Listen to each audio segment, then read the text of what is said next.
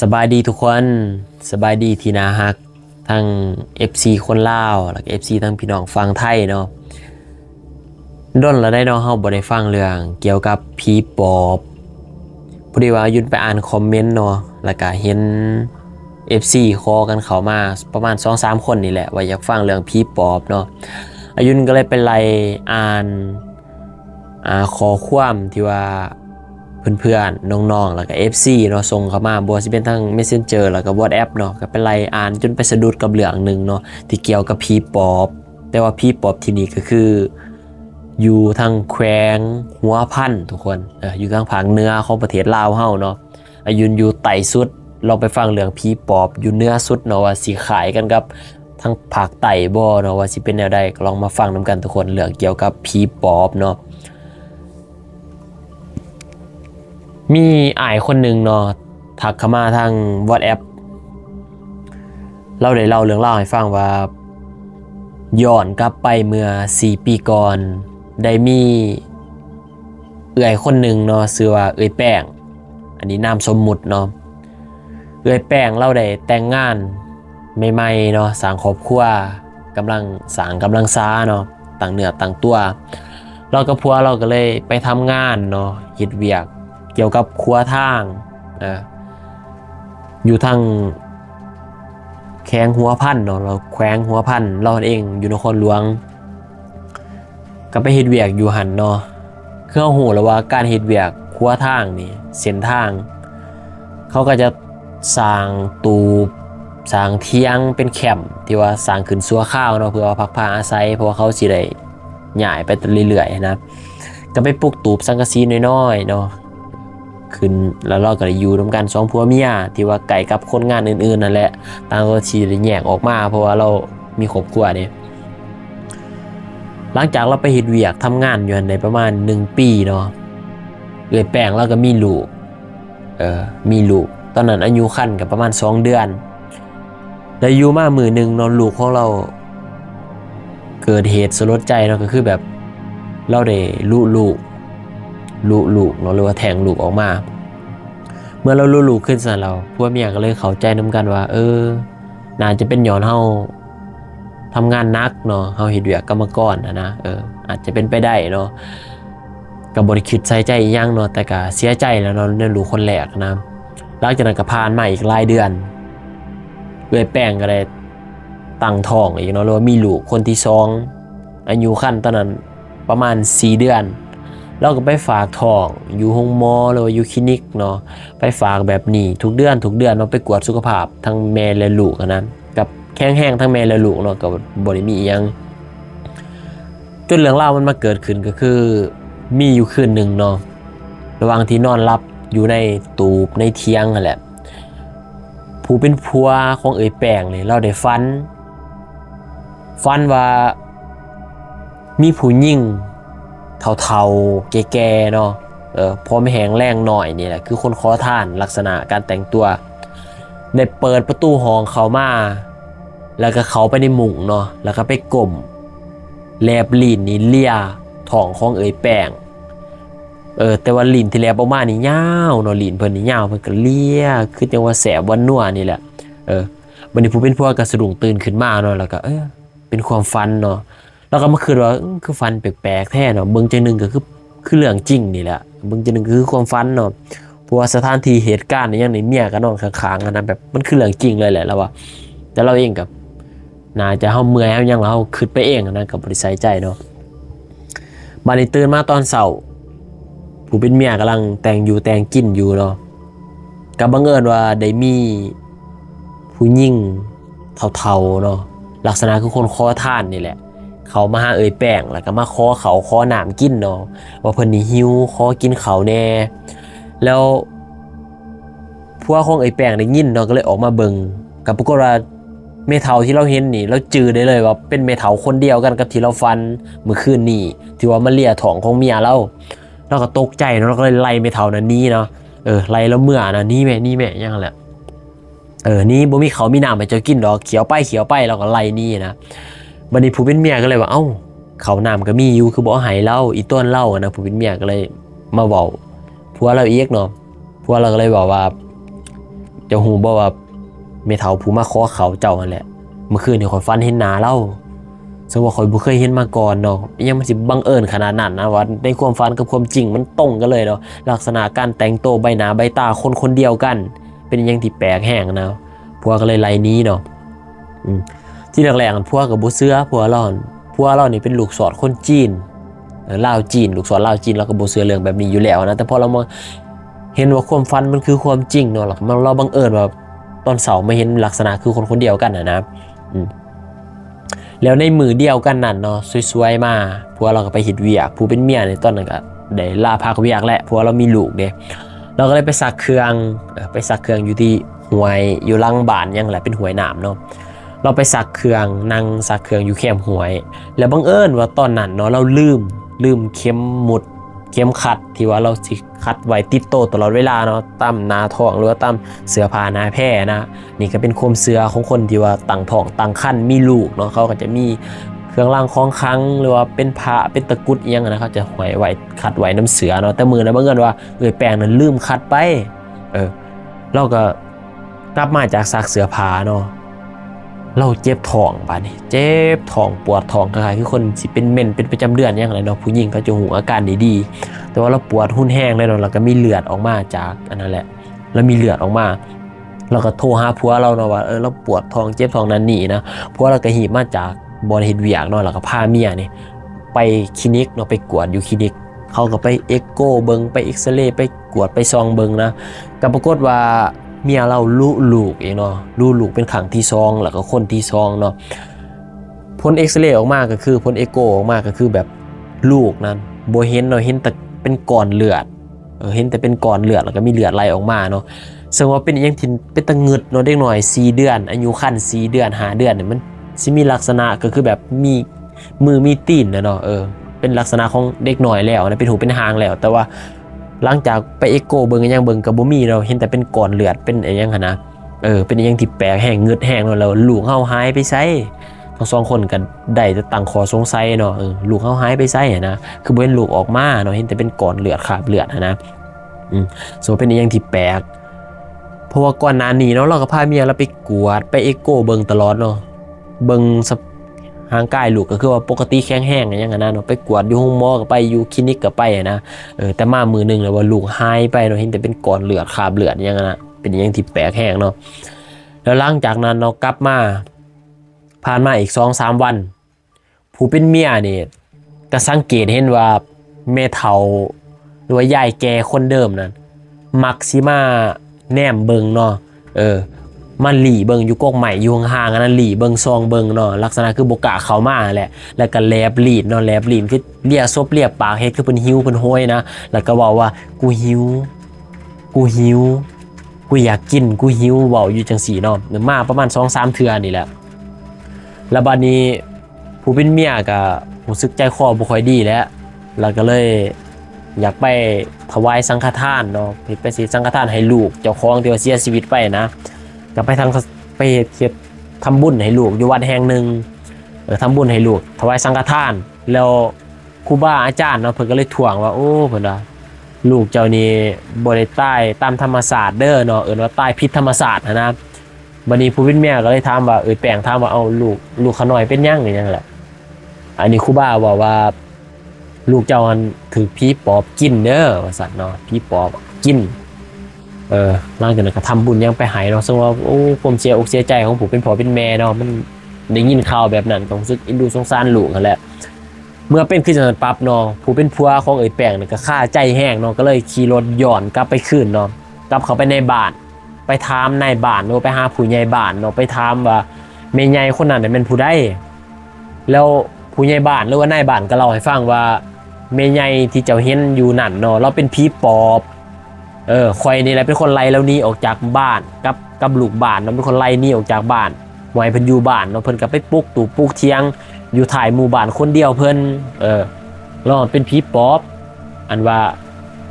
ในบ้านเว้านะหลังจากผู้เป็นผัวของแป้งกลับมาก็ตกใจเนาะแล้วก็ย่านแล้วบัดนี้ก็เลยบอกให้เมียกลับมาอยู่เวียงคืนเนาะกลับมานครหลวงเวียงจันทน์คืนแล้วสิเฮ็ดเวียกคนเดียวแล้วว่าสิทำงานหาเงินคนเดียวเนาะให้เมียไปอยู่พุ่นแล้วหลังจากเมียกลับมาอยู่นี่เนาะ ผัวของไอ้แป้นก็เห็นแม่ใหญ่นั่นอยู่เรื่อยๆได้เห็นเพิ่นผ่านไปผ่านมานะก็หมายว่าเพิ่นก็ใช้ชีวิตของเพิ่นนั่นแหละแต่ว่าเพิ่นมักสิแลบลิ้นเวลาเพิ่นแนมเบิ่งไผเนี่ยเพิ่นสิจ้องแบบคือเพิ่นอยากเข้าไปสิงอยากเข้าไปกินว่านะความหมายเป็นตาย้านนะไผเห็นก็เป็นตาย้านแฮงฮู้ว่าเราเป็นผีปอบนี่แฮงเป็นตาย้านนำแม่เฒ่าผู้นั้นนะเออหลังจากนั้นเนาะเมียเราก็มาอยู่นครหลวงแล้วก็มีลูกเนาะลูกเราก็ปกติแข็งแรงดีเนาะลูกคนที่3นี่ปัจจุบันนี่ก็แข็งแรงดีแต่ว่าผีปอบคนนั้นยังอยู่คือเก่าเด้อผู้ใดอยู่ทางแขวงหัวพันเนาะก็ให้ระมัดระวังเด้อเนาะแต่ว่าอายแล้วขอสงวนซื้อบ้านซื้อเมืองไว้พอได้เห็นคนเฒ่าลักษณะแบบนี้เนาะลักษณะแปลกๆถ้าเขามาเฮือนมาซ่านถ้าเฮาหมู่จักแท้ๆนี่ไล่หนีแล้วเนาะบ่ต้องไปซนบ่ต้องไปอีหยังเนาะตัดออกความอินดูสงสารเนาะเพราะว่าผลมันสิตามมาเนี่ยมันบ่คุ้มค่ากับสิ่งที่เฮาเสียไปเนาะทุกคนอันนี้ก็เป็นเรื่องเล่าผีปอบของอ้ายฮักทางนครหลวงเวียงจันทน์เนาะในฝากมาให้อายุนเราทุกคนเดี๋ยวไปรับชมมาฟังเรื่องต่อไปเนาะ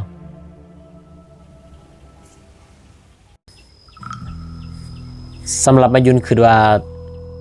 ฮักที่ดีนี่คือฮักตัวเฮาเองเนาะฮักตัวเองให้หลายๆเห็นคุณค่าของตัวเองเนาะแล้วฮักดีๆสิตามมาเองเรื่องราวที่ยุนจะมาเล่านี่เกี่ยวกับความฮักความอาฆาตแล้วก็เป็นตาบาปที่มันฝังลึกอยู่ในใจไปจนตายเนาะทุกคนเป็นเรื่องราวความฮักของคู่ฮักคู่หนึ่งเรื่องนี้เกิดขึ้นมาหลายปีแล้วเนาะเกือบ60 ปีแล้วตอนนั้นเนาะได้มีอ้ายคนหนึ่งเนาะมีนามสมมุติว่าไอ้เสิร์ชเนาะได้คบหากับผู้หญิงคนหนึ่งเนาะที่มีชื่อว่ามารีชื่อนามสมมุติคือกันตอนนั้นไอ้เสิร์ชมีอายุประมาณ17-18 ปีเนาะกำลังเป็นผู้บ่าวผู้สาวขึ้นใหม่ไฟแห้งเนาะทั้งสองคนก็ได้แอบคบหาเบิ่งใจกันเนาะจนเกิดความสนิทสนมแล้วก็หักแพงกันเนาะ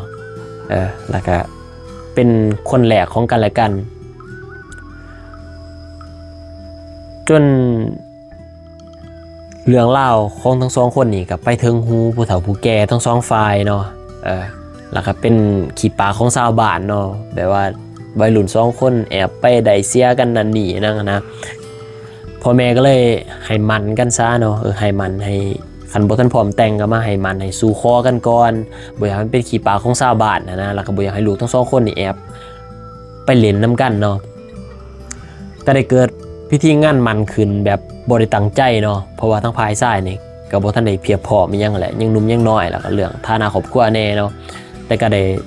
มันสู่คอกันเอาผู้เฒ่าผู้แก่ทั้งสองฝ่ายมาเว้าเป็นหลักเป็นฐานเนาะเป็นหลักฐานพิญาณถ้าพร้อมก็จังค่อยแต่ง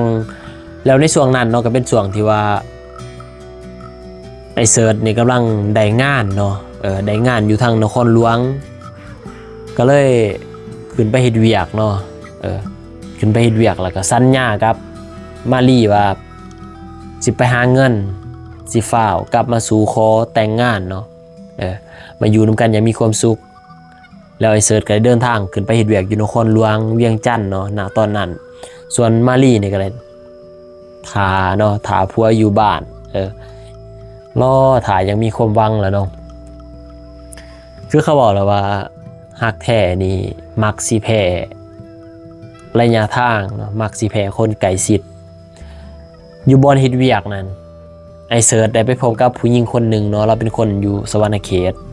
ไปเฮ็ดเวียกอยู่นั่นคือกันเนาะด้วยความที่ว่าเห็นหน้าก็ทุกมือเนาะได้โอล่มเว้าจ้าทักทายกันเนาะเห็นกันซุมื้อก็เกิดมีใจให้กันบัดนี้แล้วก็ได้เกิดคบหาเบิ่งใจกันเนาะทั้งที่ไอเสิร์ชก็ยังมีมารีอยู่นะตอนนั้นเนาะแล้วทั้งสองคนก็มาคบหากันไอเสิร์ชไปมีคนใหม่ละคบหากันแล้วก็จนไปพลาดเนาะเฮ็ดให้ผู้หญิงคนนั้นท้องเฮ็ดให้ผู้หญิงแฟนคนใหม่น่ะท้องมีลูกแล้วก็จำใจได้รับผิดชอบเนาะแล้วก็ได้แต่งงานกันแบบปุบปับโดยที่ว่าบ่ให้ภายหญิงนี่ฮู้เนาะบ่ให้ทั้งมารีทั้งบ้านนี่ฮู้ก็เอาพ่อแม่ไปสู่ประคอแล้วก็ได้แต่งงานกันเนาะอยู่นครหลวงหลังจากนั้นเนาะเวลาก็ผ่านไปหลายเดือนแล้วคือเขาบอกแล้วว่าความลับบ่มีในโลกเนาะสุดท้ายมารีก็ฮู้ว่า ไอ้เสิร์ชนี่ไปมีคนใหม่มาลีก็เสียอกเสียใจแห้งเนาะจากที่ว่ามีความหวังมีความฝันเนาะถ้าอยู่บ้านแต่สุดท้ายผัวบ่มาตามคำสัญญาแล้วบัดนี้ก็เกิดการห้องฟ้องกันเกิดขึ้นเนาะสิปรับไหมเว้าความกันบาดนี้ก็เลยพ่อแม่เนาะเป็นตัวแทนของไอ้เสิร์ชมาเนาะมาเว้ากันแล้วก็สิไหมเท่าใดค่าปัวแปลงจิตใจเนาะ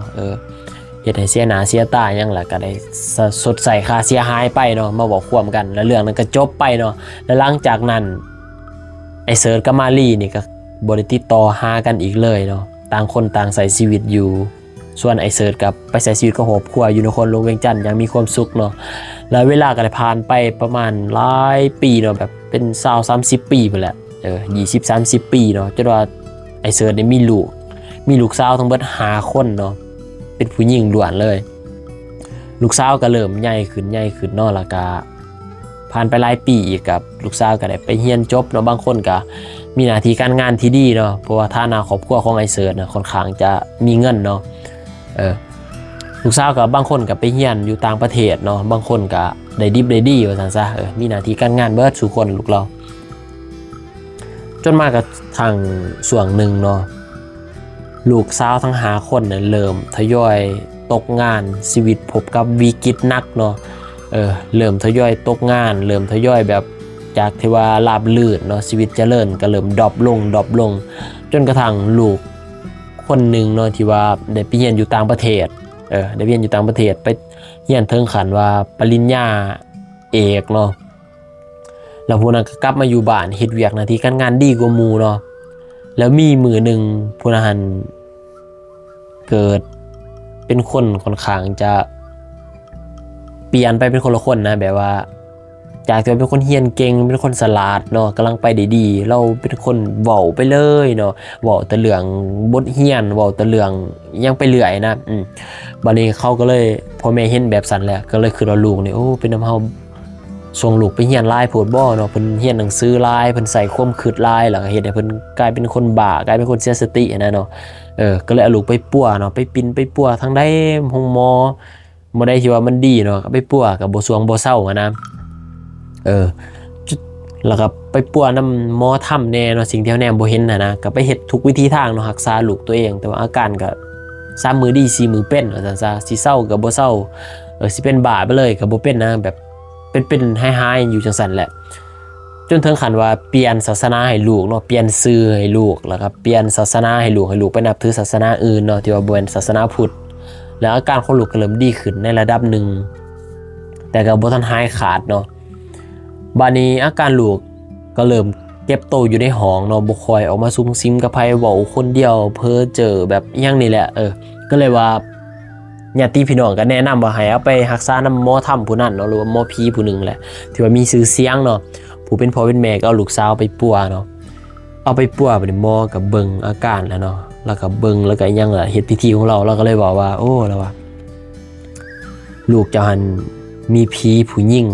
เขามาสิงสถิตอยู่เด้อเนาะเขามาสิงอยู่ในหลังนะเขามาสิงอยู่ในหลังแล้วหมอก็เลยเฮ็ดพิธีแล้วก็ถาม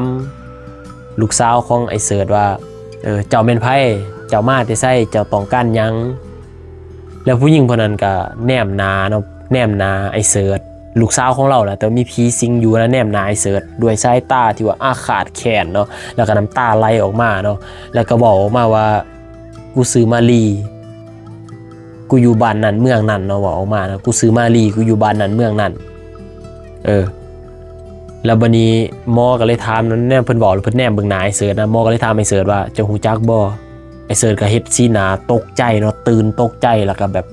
ตื่นตกใจแห้งนะแล้วก็งึกหัวนะสายหัวว่าฮู้จักนะให้สัญญาณว่าฮู้จักแล้วผีที่อยู่ในร่างของลูกก็บอกออกมาว่ามันสิบ่ฮู้จักกูได้แนวใดกูกับมันเคยสีกันอยู่เคยจับเคยบ่ายเคยนอนนํกันเป็นเท่าใดเทื่ออันนี้คำเว้าของผีเนาะที่ว่าออกมาด้วยน้ำเสียงอาการที่ว่าโกรธแค้นเนาะที่ว่าบ่พอใจนะแล้วก็เว้าออกมาประมาณนี้แหละเว้าออกมาเนาะมันสิบ่ฮู้จักกูได้แนวใดเคยกินเคยนอนเคยหยังนํกันนะความหมายเป็นหยังมันสิบ่ฮู้จักกูเว้าด้วยน้ำเสียงที่โกรธแค้นแล้วบัดนี้จะต้องการหยังกูต้องการ เอาชีวิตมันกูต้องการเฮ็ดให้ครอบครัวของมันบ่มีความสุขเฮ็ดให้ครอบครัวของมันพังทลายคือมันเฮ็ดกับกูอย่างนั้นนะลักษณะคือผีเนี่ยมันโกรธแค้นมันตามมาจองเวรจองกรรมเนาะเฮ็ดให้ครอบครัวพังทลายคือกันแล้วมาบัดนี้หมอก็เลยว่าโอ้ยอยากให้อโหสิกรรมอะไรอยากให้ปล่อยวางเนาะเพราะเรื่องนี้มันก็เกิดขึ้นมาหลาย10 ปีแล้วลูกเมียเขาก็บ่ฮู้นำอีหยังนะปล่อยวางเถาะอีหยังน่ะหมอเขาก็บอกไปแล้วเนาะหลังจากนั้นพี่นั่นก็ไห้เนาะพี่เอ๋ยมาลีนั่นก็ไห้แบบไห้ห้องไห้ขับเฮือนขับซ่านนะห้องไห้คือเราเจ็บเราปวดเราทรมานเนาะคือเราแบบแสดงอาการออกมาให้ฮู้ว่าก่อนกูก็เป็นแบบนี้แหละกูก็เจ็บปวดทรมานแบบนี้แหละกูเสียใจแบบนี้แหละให้มึงรับหูให้คนในครอบครัวมึงรับหูเนาะอันเสียงไห้ของเรานั่นขนาดว่าเป็นช่วงเวลากลางเว้นเนาะคนที่ได้ยินเนี่ยคนคิงลุกไผก็ย่านเสียงไห้ของเรานะแต่ว่ายังสิงอยู่ในหลังของลูกเราแหละหลังจากนั้นเราก็ออกไปเนาะวิญญาณก็ออกจากหลังแล้วหมอก็บ่ให้เมื่อเนาะแต่ว่าหมอแนะนำว่าให้เจ้ากลับไปบ้านเก่าของเจ้าเนาะหรือว่ากลับไปอันนั้นเฮือนของมารีนี่แหละบ้านของมารีนี่แหละเนาะไปขอขมาลาโทษไปขอขมาลาโทษไปอ่อนไปยอมอีหยังแหละเนาะไปเฮ็ดแนวมันถือมันต้องแล้วเขาสั่นเพิ่นบ่ยอมเนาะเพิ่นสิอาฆาตแค้นอยู่แบบนี้แหละแล้วเจ้าก็มันทำบุญให้เพิ่นหลายๆเนาะเพิ่นสิอาฆาตแค้นแบบนี้แล้วเพราะว่าเพิ่นฝังใจแห้งมีแห้งอาฆาตแห้งเนาะขนาดว่าตายไปหลายปีแล้วนะบ่ซั่นเจ้าสิบ่มีวันหายครอบครัวของเจ้าสิบ่ดีขึ้นเนาะไอ้เสิร์ชก็เลยตัดสินใจพาครอบครัวพาลูกเนาะย้อนกลับมาบ้านของเราเนาะแล้วก็ไปหาครอบครัวของเอ๋ยมารีจนมาหูเรื่องราวน้ำลังว่าเอ๋ยมารีเราได้เสียชีวิตไปหลายปีแล้วเนาะตั้งแต่เลิกกับไอ้เสิร์ชใหม่ๆพุ่นแหละแต่ช่วงเลิกกับไอ้เสิร์ชมาแล้วก็เอ๋ยมารีครับกลายเป็นคนเสียสติไปเลยเนาะกลายเป็นคนแบบว่าเสียจิตนะคือบ้านอายุเนาะว่าเสียจิตเนาะเราเป็นคนแบบเสียสติเนาะก็คือแบบว่าเราสิเว้าคนเดียวเนาะเว้าแล้วก็ด่าไอ้เสิร์ชนะเว้าซื่อไอ้เสิร์ชด่าบักฮามึงคือซัวแท้มึงคือถิ่มคือปากูมึงคือนอกใจกูไปมีคนอื่นก็สิเว้าอยู่แบบนี้นะบางเทื่อแล้วก็นั่งแล้วก็หัวคนเดียวเนาะเก็บโตอยู่ในห้องบ่ออกไปสุงสิงกับไผบัดอยากไห้ก็ไห้บัดอยากหัวก็หัวเนาะบางครั้งบางข่าวเป็นแห้งถึงขั้นว่าเล่าหันแลนออกจากเฮือนเนาะโดยที่ว่าบ่ได้ใส่เสื้อผ้าป้าเปื่อยนะแลนน้ำกลางบ้านพ่อแม่อ้ายน้องเห็นเขาก็ไปจับมาใส่เสื้อผ้าเนาะเอามาขังไว้ในเฮือนใส่โสใส่หยังไว้บางครั้งแล้วอีต้นเนาะพ่อแม่ก็เอาลูกไปปั้วนะบัดเราอยากดีก็ดีบัดเราอยากเป็นก็เป็นเนาะแต่ว่าเราก็แบบเป็นคนเสียจิตไปเลยพ่อแม่ก็จนบ่จักสิเฮ็ดจนบ่จักสิปั้วเนาะลูกเป็นจังซี่นะบางครั้งเราลุดไปได้แล้วก็แก้เสื้อผ้าไปแลน้ำกลางบ้านเนาะบางทีคนหูจักเห็นเขาก็จับมาเนาะมาส่งพ่อส่งแม่นะแล้วก็เป็นแบบนี้อยู่เรื่อยๆเรื่อยๆเนาะและสถานที่หนึ่งที่ว่าเอ๋ยมารีละมักไปก็คือมันจะมีน้องน้ำอยู่กลางบ้านเนาะเป็นน้องน้ำขนาดใหญ่แล้วมันจะมีกก3ซากกใหม่น้ำแคมน้ำนะบอลที่ว่าทั้งสองคนเนาะสมัยที่ว่าเอ๋ยมารีก็ไม่เสิร์ชยังคบหาดูใจกันนะตอนจีบกันแหลกๆแล้วผมเพิ่นมักจะไปนั่งเล่นอยู่แคมน้องน้ำแห่งนั้นแหละไปโอ้ไปล่มไปหลินกันอย่างนะไปจีบกันอย่างมีความสุขเนาะแล้วตอนที่เรายังเป็นคนบ้านะมารีเป็นคนบ้าเราก็สิไปนั่งอยู่หันแล้วเนาะไปละเมอเพ้อเว้าอยู่จังซั่นละคนเดียวบาดสิหัวบาดสิหายเว้าบ่ฮู้เรื่องนะเป็นคนเสียสติไปเลยจนมีกระทั่งมื้อนึงเนาะเอื้อยมารีนี่เราได้เสียชีวิตเนาะอยู่ที่แคมป์น้องน้ำแห่งนั้นแหละแต่ว่าเราบ่ได้จมน้ำตายเลยแบบเราลักษณะคือว่าเรานอนแล้วก็ไล่ตายไปเลยนะลักษณะคือแบบคนตอมใจตายแหละเขาไปพบศพเขาก็มาบอกพ่อบอกแม่แล้วเนาะหลังจากนั้นโอ้เนาะความเสียอกเสียใจแบบมันเป็นอย่างที่น่าเศร้าเนาะมีลูกสาวคนเดียวก็ต้องมาทุกข์ทรมานทั้งตายทั้งเป็นทั้งแบบเป็นแบบนี้แหละผู้เป็นพ่อเป็นแม่สิเจ็บปวดสำใดเนาะทุกคนหลังจากพิธีงานศพผ่านไปแม่เนี่ยเว้านำเนาะแม่ของเอื้อยมารีนะเว้าต่อหน้าไอ้เสิร์ชเนี่ยเว้าน้ำตาไหลนำเนาะแต่ว่าเราก็บ่ได้ด่าบ่ได้หายไอ้เสิร์ชพ่อคำเลยเนาะบ่ได้เว้าบ่ได้หายบ่ได้ด่ายังแบบว่ามันเกินคันสิเว้าแล้วมันจุกจนเว้าบ่ออกมันเกินจุดอยากหายไปแล้วนะ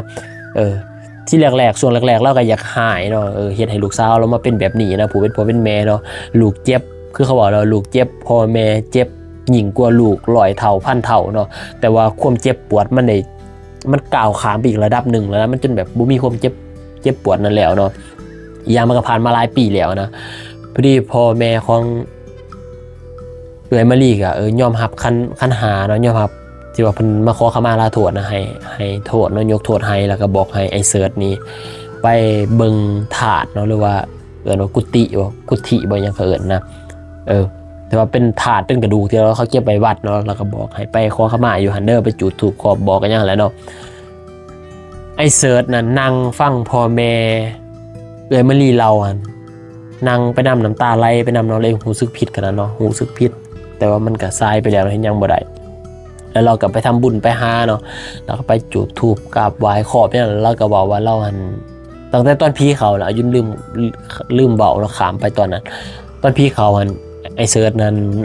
เขาไปกอดลูกแล้วได้ที่ว่ามีพี่เอื้อยมาลีซิงอยู่แล้วเขาไปกอดแล้วเราก็เว้าประมาณว่าแบบขอโทษขอบ่ได้ตั้งใจยังไงนะขอโทษขอบ่ได้ตั้งใจขอผิดพลาดไปแล้วเนาะเราก็มีการตบต่อกันนั่นแหละเอื้อยมาลีก็บอกว่าสิบ่ได้ตั้งใจเดี๋ยวได้จะมีข่อยทั้งคนแนวนั้นแนวนี้นะเนาะแต่ว่ายุ่นลืมขามตอนนั้นไปนะลืมเบาขามเนาะบัดนี้หลังจากไอ้เสิร์ชได้ทำบุญไปหาเนาะเราก็นึกแล้วก็สำนึกผิดเนาะสำนึกผิดแล้วก่อนสิกลับมานครหลวงหันแม่ของเอื้อยมาลีเนาะได้เอาหูปถ่ายได้เอาหูปถ่ายขาวดำสมัยตะกี้แล้วนะตอนพวกเพิ่นไปเล่นน้ำกันเนาะมีหูปคู่พวกเพิ่นเอามาให้แล้วก็บอกว่าตอนอีมาลีมันเป็นบานะหูปตัวนี้มันห่วงขนาดไผจับก็บ่ได้หูปถ่ายของผู้เจ้ามันห่วงขนาดไผจับก็บ่ได้ให้เจ้าเก็บไปไว้เด้อแม่ว่าแม่เอาให้ไอ้เสิร์ชนะให้เจ้าเก็บไปไว้ให้เจ้ารักษาดีๆนะไอ้เสิร์ชนั้นเห็นหูปนั้นก็น้ำตาไหลแล้วก็ความรู้สึกผิดมันก็อะไรเนาะมันเป็นอีกอย่างที่บรรยายได้ยากทุกคนกับความรู้สึกนั้นเนาะนั่นแหละหลังจากนั้นไอ้เสิร์ชก็ทำบุญให้เอื้อยมาลีอยู่เรื่อยๆเนาะแล้วก็ลูกของเราที่ว่าถึกผีเขานะอาการก็เริ่มดีขึ้นเลยเนาะดีขึ้นตามลำดับเนาะจนปัจจุบันนี่ก็ได้ไปสังคบสังครัวอยู่อย่างมีความสุขเนาะแล้วเรื่องเล่าก็สิมีสำนีทุกคนเนาะอันนี้ก็เป็นเรื่องเล่าความหักกลายเป็นความแค้นเนาะทุกคนเนาะของคนหนึ่งที่เจ้าสู่แล้วเนาะโดยเฉพาะผู้ชายแล้วเนาะผู้ชายคือเขาบอกแล้วว่าเนาะบอกอายุสิบไล่ก็บอกบ่ได้เนาะตัวเองก็เคยเป็นแบบนั้นนะยอมรับเนาะอะไรทุกคนเป็นอย่างที่เบาหยากเนาะเรื่องนี้อายุกับบ่จักสิสรุปคือกันเนาะเรื่องนี้เอาเป็นว่าอย่าฝากถึงน้องๆเนาะโดยเฉพาะผู้หญิงแล้วเนาะที่ว่ายังด้อยประสบการณ์เนาะความหักมันเป็นสิ่งที่สวยงามเนาะแต่มันเกิดขึ้นแล้วเฮาก็ต้องคิดทำใจไว้แล้วเนาะว่าต้องมีมือนึงเนาะบ่ว่าสิจากเป็นถึงว่าสิบ่ได้เลิกไล่ล่าถึงว่าอีกภายสิบ่มีคนใหม่มือนึงก็ต้องได้จากตายเนาะบ่เขาและเฮาเนาะมันต้องเกิดการจากลากันอยู่แล้วนะมันเป็นสัจธรรมของมนุษย์เนาะฉะนั้นแล้วเฮาต้องทำใจไว้เนาะเกิดขึ้นตั้งอยู่ดับไปคือพระพุทธเจ้าเพิ่นเคยสอนไว้เนาะให้เฮาทำใจไว้แล้วเนาะบ่มีหยังที่ว่ามันคงนิรันดรตลอดไปเนาะแม้กระทั่งตัวเฮาเองคือกันเนาะฉะนั้นแล้วมีความสุขกับปัจจุบันแล้วก็หักตัวเองให้หลายๆเนาะเฮาหักตัวเองละลายเฮามีสติเนาะหักอย่างมีสติเฮาก็จะเห็นคุณค่าของชีวิตเนาะ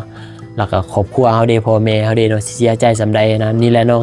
คือไอ้มาลีนี่ยอมรับว่าเราหักเนาะแต่ว่าเราหันมาเบิ่งในมุมนึงคือแบบเราหักจนว่าขาดสตินะเนาะทุกคนหักลายขาดบางลายเมื่อมันผิดหวังแล้วมันก็เจ็บลายเนาะจนในเฮานี่กลายเป็นคนเสียสติไปเลยเนาะอายุนบ่เว้าใกล้เนาะเรื่องนี้บ่ว่าแต่ในสมัยอดีตหรือปัจจุบันก็มีคือกันเนาะผู้สาวเก่าอายุนี่นะเนาะผู้สาวเก่าอายุนี่คบกันมาได้ประมาณปีนึงเนาะหลังจากเลิกกับอายุนไปแล้วก็ได้ไปคบกับคนใหม่แล้วก็คบกับแฟนคนใหม่ได้ประมาณหลายปีคือกันเนาะ 3-4 ปีนี่แหละจนว่ามีลูกนำกันเนาะมีลูกนำกันแล้วบัดนี้หลังจากเลิกกันไปเนาะด้วยความที่ว่าฮักกันในวัยเด็กหน่อยแล้วเนาะมันก็อยู่กันบ่ได้นะเลิกกันไปแล้วผู้สาวเก่าอายุนี่เราก็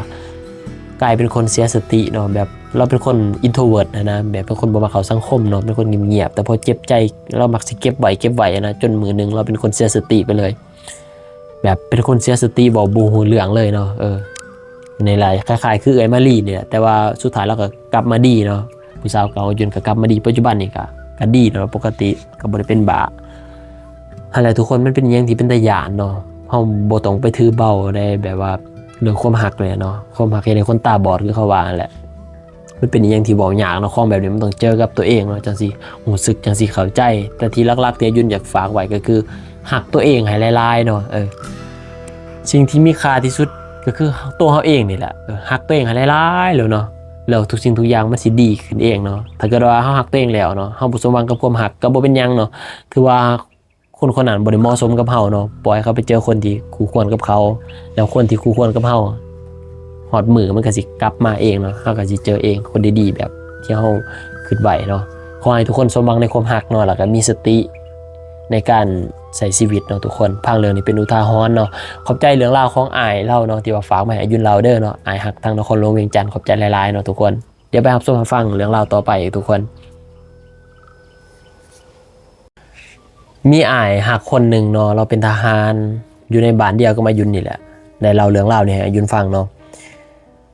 ส่วงวังปีนี่แหละทุกคนส่วงวังนี้นะวังล่าสุดนี่นะบ่ดนบ่ทันหดเดือนสำเนาะส่วงหน้าฝนส่วงฝน1ฝน2ฝนแรกๆนี่แหละเนาะฝนตกเราออกไปหาจับกบจับเขียดเราก็เจอกับผีเราถูกผีหลอกทุกคนลองมาฟังน้ำกันเนาะเราถูกผีหลอกนี่อยู่น้องล่มอยู่บ้านอายุนเองเนาะน้องล่มบ่แม่นน้องล่มอยู่ทางบ้านห่มได้มีน้องล่มนี่เนาะอยู่แถวหลัก10นี่มันจะเป็นน้องนำขนาดใหญ่เนาะซึ่งว่าบ่มีวันบกวันแหงตลอดแรงตลอดฝนเนาะความยาวของมันนี่อายุนคิดว่าเกือบ 2-300 เมตรเนาะหรือบ่ก็ยาวกว่านั้นหรือประมาณ500 เมตรคือกับจักแน่มือจนเกือบสุดสายตาเนาะเป็นน้องนำขนาดใหญ่แล้วก็ยาวเนาะน้องนำให้นั้นก็เคยมีลายเหลืองลาวคือกันเนาะก็คือแบบว่ามีคนไปวานแหหาป่านี่แหละแล้วเขาไปได้กับกำไรเป็นกำไรอันนั้นพญานาคเป็นกำไรแขนพญานาคเป็นของโบราณของเก่านะเป็นหัวพญานาคแล้วเราเอามาอย่างเงี้ยยุนเคยเล่าหลายเถื่อแล้วเราเอามาเราบุกกาเก็บไว้เราก็เลยไปให้พ่อเฒ่าเราเป็นครูบาอยู่วัดแห่งหนึ่งเนาะเป็นครูบาอยู่วัดแห่งหนึ่งไปฝากไว้นำพ่อเฒ่าที่ว่าเป็นครูบาอยู่วัดแล้วคืนนั้นน้ำม้าเฮามาฮอนเบิดขึ้นอยู่ในวัดนะจนจั่วครูบาเน้นในวัดบ่ได้นอนบ่หลับเราไปก็นอนบ่หลับออกมาเบิ่งก็บ่เห็นอีหยังและที่พีคกว่านั้นก็คือพ่อเฒ่าครูบาผู้ที่เอากำไรน่ะไว้เนาะเราฝันว่ามีทหารสมัยโบราณพุ่นแหละเนาะสมัยแบบขี่ม้าขี่นั่นแหละขี่ช้างเนาะถือดาบมีทหารเป็นขบวนการย่างมาแล้วก็มีพระราชาอย่างประมาณนี้เนาะลงมาแล้วก็มาถามเอากำไรนั่นคืนเนาะให้เอาไปส่งเอาไปไว้บนเก่าอันมาบอกนะแต่ว่ากูบ้านนั่นก็เอาไปให้ลูกเคยเป็นคืนเนาะแล้วก็บอกเอาไปไว้บนเก่าแต่ว่าลูกเคยเป็นนั้นสิไปถิ่มน้องๆน้ำขึ้นก็เสียได้มันเป็นของเก่าของแก่เด้ก็เลยเอาไปขายให้หารค่ำเขาไปขายเขาหารค่ำที่ว่าค่าซื้อของเก่าของแก่เนาะไปขายยุนกับหูว่าขายเท่าใดแล้วเรื่องราวเป็นแนวใดต่อยุนกับหูเนาะอันนี้แม่ยุนเราให้ฟังข่าวๆนะว่าเคยมีเนาะอยู่น้องแห่งนั้นแหละแล้วมีอายอันนั้นอายฮักเนาะน้องฮักของพ่อของแม่ยุนนี่แหละเราไปอยู่เฮือนสวนเนาะอยู่แถวน้องลมติดกับสวนอายุนติดกับดินอายุนอยู่บนนั้นอายุนเคยไปเล่นน้ำเราบอกให้ฟังว่าคืนวันศิลป์เนี่ยเราบ่กล้านอนคนเดียวเนาะตะกี้หันผัวนี่เราเห็นเราว่าเราได้ยินเนาะได้ยินเสียงคนไห้เป็นเสียงผู้หญิงไห้เมื่อเทื่อก็เป็นเสียงผู้หญิงหัวลงไปส่องไฟเบิ่งก็บ่มีอีหยังเนาะเราถูกหลอกแบบนี้อยู่เรื่อยๆจนเราสิ้นแล้วจนเราบ่หยานแล้วว่ะบัดนี้เราเอาเมียมาอยู่นำเนาะเราไปแต่งงานมีเมียมาอยู่นำเมียที่หยานบัดนี้กลางคืนสิลงมาขี่มาเหี่ยวนี่ก็ได้ปลุกผัวลงมันอยู่นำนะเพราะว่าเฮือนเราเป็นเฮือนสวนอ้อมข้างก็เป็นทงหน้าเป็นป่าเป็นหยังนะอยู่หลังเดียวมีอยู่หลังเดียวเมียน่ะก็ได้ยินเนาะได้ยินจนถึงขั้นว่าเห็นอันนั้นสิงสาเนาะเพิ่นมีสิงสาใหม่ที่ว่าเพิ่นผูกไว้อยู่หน้าเฮือนไต่กงใหม่นะมันแกว่งมันไกวเองทั้งที่ว่าบ่ได้มีลมอันนี้เมียเพิ่นเจอนะแต่ว่าบ่เห็นผีเนาะแต่ว่าเห็นมันไกวเองทั้งที่ว่าบ่มีลมใบใหม่ก็บ่ได้ติ่งเลยมันไกวเองเนาะไกวไปไกวมาแล้วเพิ่นก็ได้ยินเสียงไห้เสียงห้องเสียงหัวของผู้หญิงอยู่แบบนั้นเรื่อยๆเนาะแล้วเหตุการณ์ที่ว่าอายฮักผู้นี้เจอนี่ก็คือเนาะอายุที่ใส่ซื้อนามสมมุติว่าไอ้แก้วเนาะคืนไหนไปคืนฝนตกแห้งเนาะไอ้แก้วก็แข่งฝนออกไปแล้วไปหาจับกบจับเขียดอยู่แถวน้องล่มนั่นแหละมันจะเป็นธงแถวนะไปจับกับปรากฏว่าคนก็ไปกับลายพอสมควรเนาะบัดนี้แล้วก็ได้ประมาณแล้วว่าได้กบประมาณ 4-5 โตนี่แหละแต่ก็ได้เขียดแน่อึ่ง 2-3 โตเนาะ แต่เราเห็นกบเนี่ยมันลายแต่เรามันแห่เนาะเราจับบ่ได้เลยอึ่งก็ลายสิลงไปจับมันก็มุดน้ำนี่นะเราก็เลยคือโอ้คันเฮายังกวนแบบนี้คือสิบ่ได้ดอกเราก็เลยกลับเมื่อก่อนนะเพราะตอนนั้นเราหนาวแห้งแล้วว่าเราบ่ได้ถือยาสูบไปแล้วลืมยาสูบอยากสูบยาแน่หนาวแน่ก็เลยกลับมาคืนเนาะกลับมาเฮือนคืนมาสูบยามาเปลี่ยนเครื่องเปลี่ยนของดึกๆแล้วก็ไปใหม่อีกแล้วว่ากะว่าให้คนเมื่อแล้วสิไปหอบซองอีกนะดึกๆเราไปประมาณตีสองหรือ2 โมงกลางคืนเนาะเราขี่รถไปคนเดียวก็บ่ได้ขึ้นยานอีหยังแล้วว่ะเราไปหากินอยู่บ้านเรื่อยๆแล้วก็ซองจับกบจับเขียดไปเรื่อยๆเรื่อยๆเนาะจับไปได้ยินเสียงหองมาแล้วก็ย่างไปบ้านนี้เราเห็นแล้วว่ะระหว่างที่เราส่องไฟเนาะส่องไฟจับกบอยู่นะเนาะแบบว่ามันก็มีจังหวะหนึ่งที่ว่าไฟโคมแล้วเราจับกบเนาะเราขุบจับกบแล้วก็สายไฟโคมนะสายไฟสายอยู่หัวนี่สายแนมหากบหาเขียดเนาะเราแนมไปแล้วเราเห็นคือคนเนี่ยเห็นคือคนแต่ว่าบ่ฮู้ว่าเป็นผู้หญิงหรือผู้ชายเป็นเงาดำๆเนาะเป็นควันเป็นเงาดำๆแต่เห็นมั่นใจว่าเป็นลักษณะของคนแล้วนะห่างจากเราไปประมาณ50 เมตรแล้วว่ะเห็นเป็นเงาดำๆกำลังยืนเบิ่งเราเห็นขึ้นสันปั๊บแล้วก็ส่องไฟไปใส่แล้วควันมันก็หายไปเลยเนาะหายไปคือกับควันไฟแหละหายไปต่อหน้าต่อตาแล้วเลยคนคิงลุกเองแล้ววะคนคิงลุกเองค่านี่กล่าวกันยังสิกล่าวบ่ออกแล้วก็ว่าเราหยาดนะตอนนั้นเนาะแบบจากที่บ่เคยขึ้นหยาดเราหยาดนะวะมานี่กลับตัดสินใจกลับทันทีเลยเนาะกลับออกมาโอ้เสียงกบหองขี่รถกลับออกมาในความรู้สึกเราหันคือมีคนนั่งนำลังเรามานี่นั่งสอนถ่ายเรามาในความรู้สึกเรานะนั่งสอนถ่ายแล้วมาบ่ได้มาหอดแถวบ้านมานะเฮาเราแต่ว่ามันก็เป็นเรื่องปกติหรอกมามันเห็นคนกลางคืนแล้วมันก็เฮาเราว่ามาเฮาเราขนาดเฮาจุดตั้งแต่หัวบ้านจุดสุดบ้านว่าซั่นๆมาเฮาเราแล้วก็คิดอย่างแล้วแต่ก็บ่กล้าเราสู่ลูกสู่เมียฟังดอกบัดนี้ก็ขึ้นมานอนเนาะหลังจากล้างมือล้างตีนแล้วขึ้นมานอนนอนบ่หลับแล้วก็คิดในหัวโอ้แล้วว่าเกิดมาก็เคยเห็นผีแล้วว่าอันนี้เนาะว่าผีหลอกเนาะอันความเป็นตาย่านนั่นแล้วว่าแล้วโอ้ย่านจนลืมหนาวจากเราฝนตกลมหนาวๆแล้วว่าเราหนาวจนลืมหนาวนะแบบมันหนาวมันเศร้าหนาวเองแล้วว่าอันความว่าเราย่านฮะมาบัดนี้ตื่นมาตอนเช้าน้ำเมียก็เฮ็ดอยู่เฮ็ดกินก็เลยเล่าให้เมียฟังว่าเมื่อคืนนี้ข่อยถือผีหลอกแล้วนะก็สั่นแห้งหลายๆกว่านี้เพิ่นว่าเพราะกบเขียดมันดึกแล้วมันออกมาบ่ยินแสงไฟคนกวนแล้วมันออกมาจับคู่กันผสมพันธุ์นะกบเขียดมันออกมาหลายแล้วว่าแต่ว่าเราถือพี่หลอกก่อนบ่ทันได้สิได้หลายกว่านี้แล้วว่าเราเห็นแล้วแล้วก็เราสู่ลูกสู่เมียฟังนะว่าเราเห็นแบบนั้นเนาะอันนี้ก็เป็นเรื่องเล่าที่เกิดขึ้นจริงเนาะของอายฮักคนหูจักอายุนี่แหละมาเล่าให้ฟังเนาะอายุนางฟังแล้วเรานี่คันคนขี้ตัวเนี่ยเราจะได้เฮาก็เบิ่งออกฟังออกเนาะเบิ่งลักษณะท่าทางกันเล่าของเราเนี่ยอายุว่าโอ้ต้องเป็นเรื่องจริงที่เราเจอแล้วเนาะแต่ว่าสิจริงแท้แน่นอนจนเฮาก็บ่ฮู้นะเฮาบ่ได้ไปอยู่ในเหตุการณ์นำเล่าเนาะแต่ทั้งนี้ทั้งนั้นคือเรื่องราวที่ยุ่นเล่ามาเนี่ยยุ่นก็บ่ได้แบบว่ายังไงทุกคนเชื่อไปบ่ทุกเรื่องเนาะแล้วก็บ่อยากให้ทุกคนฟังแล้วก็บ่ต้องไปงมง่ายเนาะ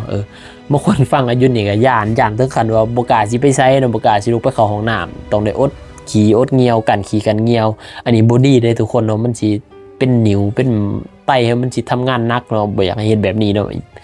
มันเป็นอย่างที่บ่ดีนะมันเสียสุขภาพเฮาเนาะฟังกับฟังเพื่อความบันเทิงเนาะฟังจบก็คือจบไปเด้อทุกคนเด้ออย่าเอาไปคิดหยาดลายดวงเนาะคืออายุมักฟังในคนอวดผีเนาะอาจารย์ริวบอกตลอดว่าผีบ่ได้เป็นตาย่านคือคนผีนี่เฮ็ดให้ยังเฮาบ่ได้ลายดอกบ่คือคนเนาะคนนี่สามารถเฮ็ดยังเฮาได้แล้วว่าเราบ่ได้ย่านผีแต่เราย่านคนเนาะคนนี้ใจคนนี่มันเป็นตาย่านกว่าผีอีกเฮาบ่ฮู้ว่าเขาคิดจังไดกับเฮานะเนาะเขาสามารถฆ่าเฮาได้เขาสามารถหลอกเฮ็ดอิหยังเฮาได้ทุกสิ่งทุกอย่างนะนั่นแหละทุกคนฉะนั้นแล้วฟังเรื่องเราของอายุนี่ก็ฟังเพื่อความบันเทิงเนาะฟังเพื่อความมวลซื่นแหละเนาะอย่าไปยึดติดแล้วก็อย่าไปงมงายงมงวยกับมันหลายเนาะทุกคนเนาะอายุแต่สำหรับส่วนตัวอายุคือว่าผีมันมีจริงเนาะบาปบุญคุณโทษเวรกรรมมันมีจริงอันนี้อายุบ่ได้ลบหลู่เนาะแต่ว่าอายุอยากให้ทุกคนฟังแล้วก็อยากให้มีสติแหละเนาะบ่ให้เราฟังแล้วสิเพราะอายุไปอ่านคอมเมนต์เนี่ยบางคนก็ฟังแล้วบ่กล้าไปเข้าห้องน้ำบ่กล้า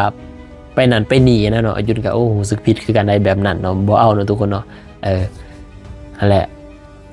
จะได้ก็ขอให้ทุกคนฟังม่วนๆเนาะฟังทุกคนบันเทิงเนาะฟังแล้วก็แล้วไปเนาะอันใดดีก็เก็บอันใดบ่ดีก็ถิ่มไปเนาะทุกคนเนาะคือยุ่นมามันก็เป็นเรื่องเราเนาะทุกคนเนาะทุกคนผู้ใดที่เบิ่งมาฮอดวินาทีนี้ยุ่นก็กลับขอขอบใจเบิร์ดสุขคนเนาะที่ว่าเสียสละมาเบิ่งเนาะบ่แม่นเสียสละเวลาอย่างเดียวเสียสละเงินเน็ตนำอีกเนาะอายุนก็สิพยายามหาเรื่องม่วนๆหาเรื่องดีๆมาเล่าให้ทุกคนได้ฟังคือเก่าเนาะจะได้ก็ฝากติดตามอายุนในเด้อทุกคนเนาะอย่าลืมกดไลค์กดแชร์กดติดตามให้อายุนในเด้อถ้าเห็นโฆษณาเขาก็ช่วยเบิ่งโฆษณาช่วยอายุนในเด้อทุกคนขอให้นอนหลับฝันดีเนาะเจอกันในคลิปต่อไปทุกคนบ๊ายบาย